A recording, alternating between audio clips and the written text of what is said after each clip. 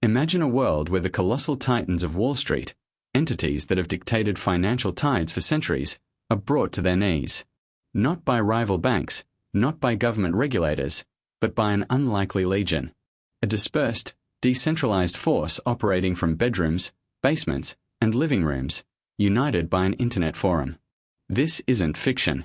This is the story of 2021. The year a single individual, with a modest bank account, ignited a rebellion that reshaped the very landscape of finance. It's the greatest financial heist in American history, orchestrated by internet nerds. Our journey begins not with the internet, but with a lone wolf known for his prescient bets. Michael Burry, the investor who foresaw the 2008 housing collapse. In the mid-2010s, he turned his laser focus to a seemingly irrelevant company, GameStop. Everyone else saw a dying relic of brick-and-mortar retail, bleeding cash, doomed to obsolescence. But Burry saw something different. He saw a hidden value, an opportunity obscured by Wall Street's short-sighted disdain, a powder keg waiting for a spark. GameStop, by all accounts, was a dinosaur. Physical video game sales were plummeting, digital downloads surging. Analysts scoffed. Hedge funds, with their sophisticated algorithms and vast capital, lined up to short the stock. They saw easy money, a guaranteed decline to zero. The company was undervalued, yes, but for all the wrong reasons in their eyes. They believed it was a failing business, not a hidden gem. This universal consensus made GameStop a prime target for those looking to profit from its demise. But Michael Burry delved deeper. He didn't just see declining sales. He saw balance sheets, cash flow, and a loyal customer base. He saw potential, restructuring efforts, and an underlying value ignored by the short sellers. He meticulously acquired a significant stake in GameStop, betting against the consensus, against the institutional giants. His bet was a whisper in the financial hurricane, a quiet conviction that would, much later, roar into a storm. It was an early warning, unheard by those too busy celebrating their perceived easy wins. While Burry quietly accumulated his position, a new force was stirring, a different kind of investor altogether. Enter Keith Gill, a financial analyst from Massachusetts, more known by his online moniker, Roaring Kitty. Unlike Burry, Gill wasn't a reclusive hedge fund manager. He was a guy in his basement, streaming his investment thesis to anyone who would listen. He saw the same undervalued GameStop, but he articulated his conviction in a language accessible to the everyday person. His passion was infectious, his belief unwavering. From his humble setup, with a cat poster in the background, Keith Gill started posting his detailed analysis on Reddit's Wall Street Bets forum under the name deepf*****ing value, and streaming on YouTube as Roaring Kitty. He wasn't just predicting a rise, he was explaining ***y*. He meticulously broke down GameStop's financials, its short interest, and its potential. He presented a clear, compelling case that flew in the face of mainstream financial wisdom. This wasn't just investing, it was education, empowerment, and a direct challenge to the establishment. Gill's thesis centered on the short interest in GameStop.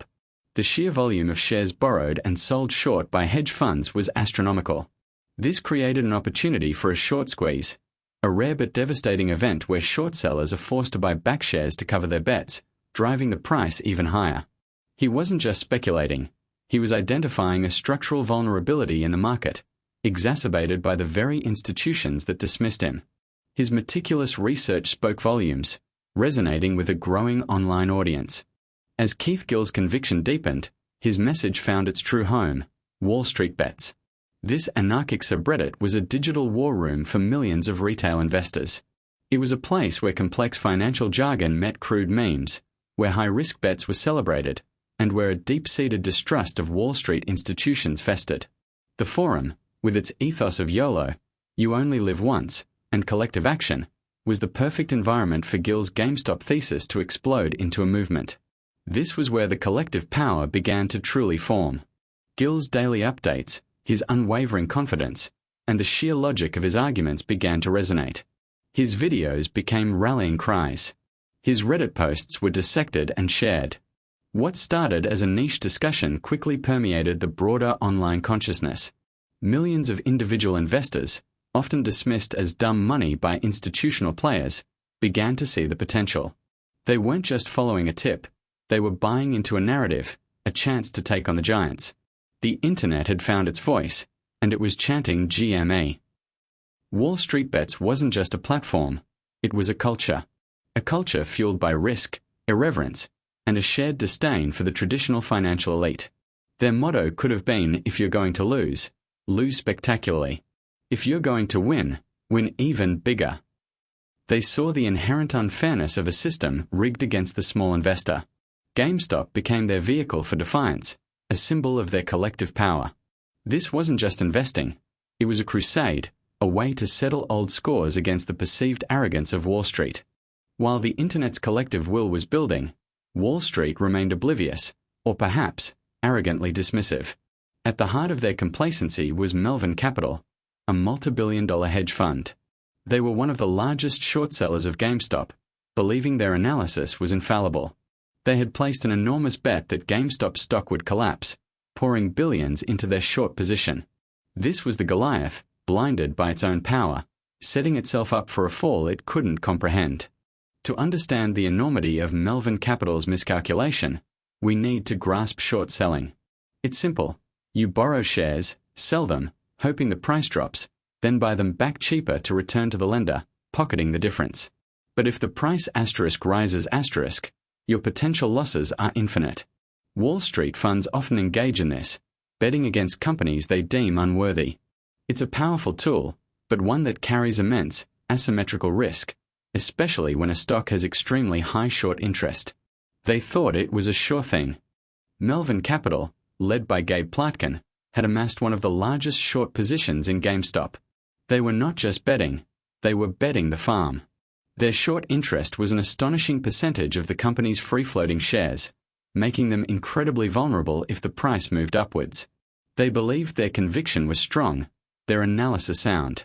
What they didn't account for was the collective, decentralized power of hundreds of thousands of individual investors, spurred by a maverick analyst. They underestimated the internet. The level of short interest in GameStop was a ticking time bomb. It meant that a massive amount of stock had been sold short, far exceeding the available shares to buy back. This created a pressure cooker scenario. If the stock price started to rise, those short sellers would be forced to buy shares to cover their positions, further driving up the price in a feedback loop. This self-fulfilling prophecy of rising prices is the essence of a short squeeze, and GameStop was ripe for it. The stage was set for an explosion. Then, in January 2021, the avalanche began.